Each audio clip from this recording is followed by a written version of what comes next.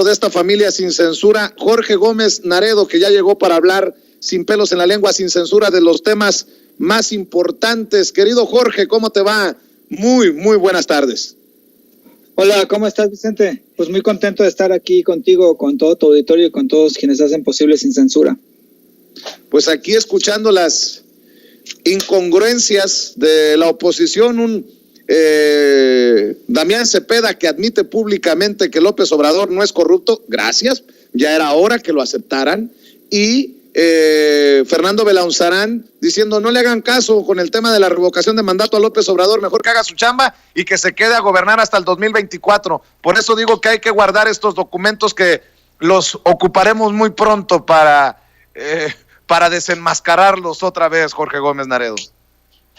Sí, indudablemente.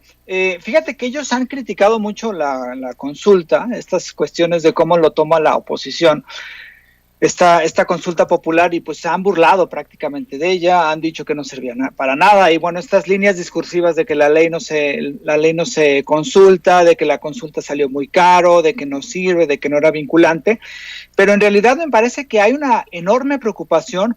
Una, porque esta oposición prácticamente no tiene ninguna propuesta, no tiene ningún proyecto, no tiene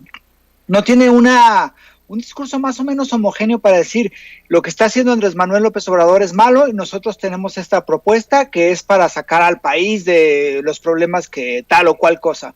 No hay absolutamente nada, están como vacíos, y entonces tenemos estas grandes contradicciones que existen, pero también este miedo, porque fue el primer ejercicio, la consulta, un primer ejercicio de participación directa, de democracia participativa, y salieron 7 millones de habitantes con una tercera parte de las casillas que se abrieron en las anteriores elecciones, sin un candidato como tal, porque recuerda que en las elecciones pasadas pues hubo muchísimos candidatos y entonces eso hace que haya una mayor participación. En esta consulta no hubo un solo candidato, nada más era una pregunta complejísima, porque tampoco se entendía, no era una pregunta, digamos ahora utilizando las palabras de Andrés Manuel, una pregunta divertida.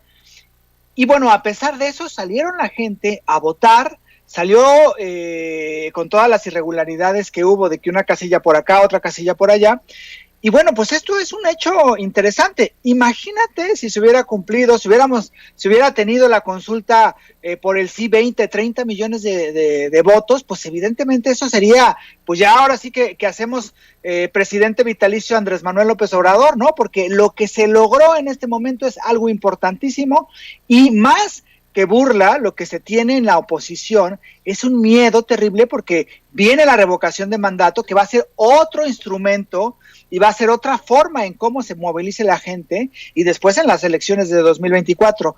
Entonces, electoralmente, para la oposición partidista, que pues lo único que tiene que hacer es la cuestión partidista, pues la consulta fue realmente para ellos un elemento que los hace temblar. Oye, Jorge, y estaba viendo cómo desde los medios de comunicación, por cierto, ya me tienes que dar tu opinión acerca de los medios de comunicación tradicionales, como dice el presidente, con honrosas excepciones, pero si no hubiera sido por las redes sociales, esto hubiera casi sido inexistente el tema para la gente, en los medios de comunicación. Mira, Raimundo Rivapalacio, retuiteado por Felipe Calderón, dice: los resultados de la consulta popular van más allá de la coyuntura política y propagandística. Fue un laboratorio de pruebas para ver si López Obrador tiene en Morena la fuerza suficiente para que no le revoquen el mandato en 2022. Presidencia en riesgo. La opinión de Raimundo Rivapalacio, a pesar de que Loret de Mola en el Universal diga que es falso y que sería grave para la oposición creer que solamente López Obrador cuenta con el respaldo de 7 millones de votantes, que si ese es el cálculo de la oposición están brutalmente equivocados o gravemente equivocados, palabras más, palabras menos. Pero bueno, ese es el discursito desde las plumas que son criticadas por el sesgo que ya hemos exhibido muchas veces. Sí, fíjate que hay una cuestión interesante, que hasta Cayo de Hacha, influencer, entre comillas, verdaderamente patético durante muchísimos años, está diciendo más o menos lo mismo que dice Loret, ¿no? Es decir, si la oposición piensa que los adeptos, los seguidores, los que respaldan al gobierno de Andrés Manuel López Obrador y en parte a Morena son 7 millones, pues entonces están cometiendo uno de los grandes errores, ¿no?, estratégicos electorales que puedan cometer. Ahora, hay que tomar en cuenta también este discurso. Yo creo que en los medios de comunicación la intención que han tenido, una es que no participe la gente que no participara la gente en la consulta popular. Prácticamente sacaron el tema de la consulta, no hubo mesas de análisis, no hubo portadas, no hubo explicaciones más allá de menciones, y cuando se hablaba en los medios de comunicación de la consulta era para atacarla, para decir que no servía y para decir que era costosa y que la ley no se consulta. Y a pesar de ello, muchísima gente fue a la consulta. Y ahora, digamos, después de la consulta, a partir del domingo, pues el elemento ha sido el fracaso, ¿no? Y entonces tratan de colocar este supuesto fracaso de la consulta, que una democracia participativa jamás puede ser un fracaso, y lo tratan de relacionar con Andrés Manuel y con Morena. Y entonces, es decir, no solamente es el fracaso que ellos inventan de la consulta, sino también es el fracaso de Morena y también es el fracaso de Andrés Manuel. Y es este discurso más o menos de Raimundo Riva Palacio, que en realidad Raimundo pues ya es un verdadero chiste sus análisis. Y para ver esta intención, pues solamente basta revisar las portadas de los diarios de ayer. Reforma decía, fracasa consulta. Apenas vota 7%. Es decir, para Reforma es un fracaso y claro, en primera plana, jamás tuvo la consulta popular una primera plana antes de esta en Reforma, y entonces esto es muy evidente, ¿no? El Universal, que es el otro diario digamos, de gran impacto en el país, dice, desairan la consulta, vota menos de 8% del padrón. Entonces esta parte de fracasan es uno, este es desairan, pero al fin y al cabo van enfocados en el mismo sentido. Incluso Milenio lo disfraza un poco más, esta línea narrativa, pero que en realidad es la misma. Dice, puso ayer en su primera plana, consulta popular con el voto de solo 7% de los ciudadanos. Y ya le pone a raza el sí, ¿no? Pero es parte de la misma retórica de que fue un fracaso. Lo mismo sucede con el Financiero. Participó solo 7.7% en consulta popular. Es la misma línea discursiva que se tiene. Y hay unos casos, que es verdaderamente ya como patéticos, que es el de este periódico que se llama Página 24, que pone hospitales llenos, casillas vacías. Y que es la misma tónica de la portada de Reporte Índigo, donde dice casillas vacías y poca sed de justicia. Entonces aquí el punto es que ellos tratan de convencernos a nosotros de que la consulta fue un fracaso, de que este fracaso no solamente no tiene que ver con la democracia participativa, sino que tiene que ver con Andrés Manuel, con Morena, y de que Morena y Andrés Manuel pues son un fracaso. Entonces están como tratando de hilar esta parte, o más bien expulsan todo el análisis que puede hacerse de la consulta, que sí hay mucho análisis que se puede hacer y que se ha estado haciendo desde redes sociales, no desde los columnistas de los periódicos de la prensa tradicional que repiten lo mismo.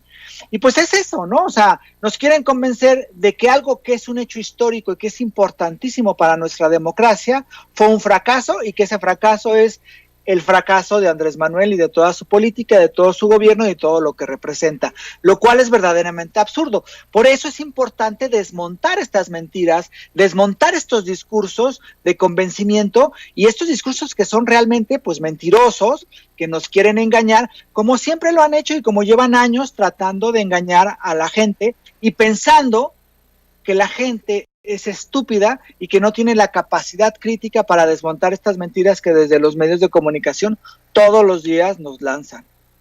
Estaba viendo una de las notas del periódico El Universal, ya seguramente lo pone en pantalla don David. Morena revive a los muertos. 5,000 firmas para la consulta son de difuntos. Informa el INE que encontraron 5,530 personas fallecidas en los registros a favor de la consulta popular para enjuiciar a los expresidentes. ¿Cómo ves, Jorge? Este boicot también de parte del Instituto Nacional Electoral, nosotros vimos evidencias de que hubo irregularidades, de que se estaban cancelando las ¿cómo se llaman? Las boletas antes del mediodía, en fin, cualquier cosa. Pero los que hacen los INEs, porque en el INE hay irregularidades en muchos casos, a veces son irregularidades por la misma poca capacitación de las personas, a veces son fraudes, en fin, pero lo que está haciendo el INE en este momento pues es tratar ellos mismos de pegarle a Morena, porque en realidad los dos consejeros que tienen el control del consejo del INE, Ciro Murayama y Lorenzo Córdoba, pues están en un pleito terrible con Morena y tratan, sabotearon la consulta antes de que fuera la consulta, de que se fuera el ejercicio domingo, y la están saboteando en este momento. O sea, uno se mete a la cuenta de Twitter de Ciro Murayama, hay un montón de irregularidades y pone la irregularidad de una persona que está contando, doblando votos y supuestamente metiéndolas a la urna y diciendo prácticamente que Morena hizo fraude en la consulta, ¿no? Entonces, son muy en la forma en cómo quieren voltear siempre la tortilla y cómo quieren, pues ahora sí que convencernos de lo que ellos quieren convencernos, porque por eso es muy importante informarse en otros espacios y crear una conciencia crítica ante estas mentiras. ¿Y cómo ves de aquí en adelante la situación? Porque no vamos a tardar mucho en estar ya inmersos en el proceso rumbo a la revocación de mandato, y cuando menos pensemos estaremos ya en el 2024 por la sucesión presidencial. ¿Cómo ves pues el panorama en nuestro país, querido Jorge Gómez Naredo? ¿Por qué no cerramos con una reflexión de tu parte sobre eso? Yo creo que hay dos vías. Una que tiene que venir desde el Congreso, que es pues hacer un cambio legislativo, hacer un cambio jurídico a la cuestión del INE, ¿no? O sea, no podemos que la institución que se encarga de las elecciones esté dirigida por este señor Lorenzo Córdoba y que esté, pues ahora sí que hasta en contra de elementos básicos de la democracia como fueron la consulta popular, ¿no? Y ahora, el otro ejercicio que a mucha gente pues le dice, híjole, luchamos tanto porque Andrés Manuel llegara a la presidencia y 4 años después nos lo van a querer quitar. Yo creo que eso es algo que sí, bueno, pues hay que prepararse y hay que hacer todo lo posible para que se arrase, pero también creo que es algo importante porque moviliza a la población, moviliza a la gente en el sentido de vamos a defender a nuestro gobierno, de vamos a defender de los ataques, así como se ha defendido de todas estas mentiras. Yo creo que eso posibilitaría una movilización aún mayor que, bueno, pues de cara electoralmente, al menos para Morena, pues sería muy benéfica para el 2024. Pero me parece que esto es importante y además es algo que es parte de la democracia. A mí me da mucha alegría que hoy estemos hablando de consultas populares, estemos hablando de si el ejercicio puede mejorarse, de si cuántas consultas se deben de hacer en un sexenio, de si vamos a hacer una consulta para ver si ratificamos o no al presidente, cuando hace como 15 años estábamos en un plantón diciendo que se respetara el voto y de que ya no queríamos fraude, y cuando en el 2012 también había un montón de gente en las calles diciendo que Enrique Peña Nieto había llegado a la presidencia de forma fraudulenta comprando votos. Yo creo que eso es un avance cualitativo espectacular y qué bueno que estemos hablando de democracia y no hay que tener miedo a que el pueblo mande, porque al fin y al cabo, pues todo lo que hemos hecho es para eso, para que el pueblo por fin mande en este país, no unos cuantos potentados que se sentían dueños y que explotaban a toda la nación a como siempre ellos lo quisieron explotar, ¿no? Entonces, las cosas han cambiado. A mí me parece que esto es importante y no hay que dejarnos, hay que seguir movilizándonos y hay que seguir, al menos desde la palestra en donde estemos, pues defendiendo la democracia y defendiendo un gobierno distinto a todos los que sacaron al país durante los últimos años. Estamos al pendiente, querido Jorge Gómez Naredo. ¿Por qué no cerramos invitando a la gente para que te apoye en redes sociales y los esfuerzos que realizan en el periódico Regeneración? Sí, mira, en Regeneración, en Twitter es P-Regeneración, que esa es la página oficial del periódico. Ahí estamos todavía reactivándola, estamos en eso. Y bueno, estoy en Polemón.mx. que es la página de Polemón, y revista Polemón, tanto en Facebook como en Twitter. Y en mi cuenta personal, en Twitter es JG Naredo y en Facebook es Jorge Gómez Naredo. Muy bien, pues te agradezco como siempre, Jorge, un abrazo y quedemos al pendiente. Un abrazo a ti, querido Vicente, a todos los que hacen posible Sin Censura y al amplio auditorio que tienes. Cuídate mucho, es Jorge Gómez Naredo hablando con nosotros sin censura. Bueno, seguimos con los videos y seguimos con la información. Este video es de esos que no les gusta a los opositores. Vea a la secretaria de Energía, Rocío Nale, mostrando los grandes equipos que se fabrican en Italia y Turquía para la refinería de Dos Bocas. Estos son los videos que encabritan a los personajes que están en contra de la refinería de Dos Bocas y los grandes proyectos de la Cuarta Transformación. Los grandes equipos de proceso ya están en construcción, incluso ya algunos en instalación. Hoy estamos instalando aquí la cuarta desaladora y les vamos a mostrar todos los equipos que ya están terminando su construcción.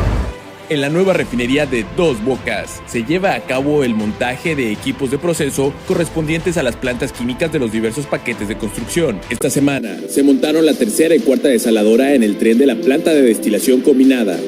Otros equipos críticos se encuentran actualmente en línea de fabricación en el extranjero, por lo que se llevó a cabo la supervisión de los mismos por parte de la CENER, Pemex y el IMP, comenzando con Florencia, Italia, donde se revisaron compresores y turbinas que se enviarán a Dos Bocas. Es 22 de julio y estamos en Italia, Florencia, en la fábrica de Baker Hughes, donde nos están haciendo los rotores, los impulsores de compresores de Dos Bocas. Este es un impulsor de la planta pulverizadora. Venimos a supervisar para que en tiempo y forma, y si es posible antes, nos puedan entregar el equipo. Estamos trabajando, vamos a estar en Italia, en otros lugares, vamos a estar en Turquía, visitando los equipos que ya se fabrican para Dos Bocas. Esta es otra pieza importante, que es el motor de la turbina de vapor de Dos Bocas.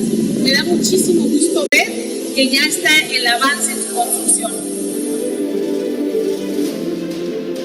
En Mantua, Italia, se supervisó de manera presencial el avance en la fabricación de los reactores químicos, equipos fundamentales en los procesos de refinación. Estamos en Mantua, Italia, en la empresa Bellelli, quienes nos están haciendo 4 reactores de la planta hidrodesulfuradora de diésel.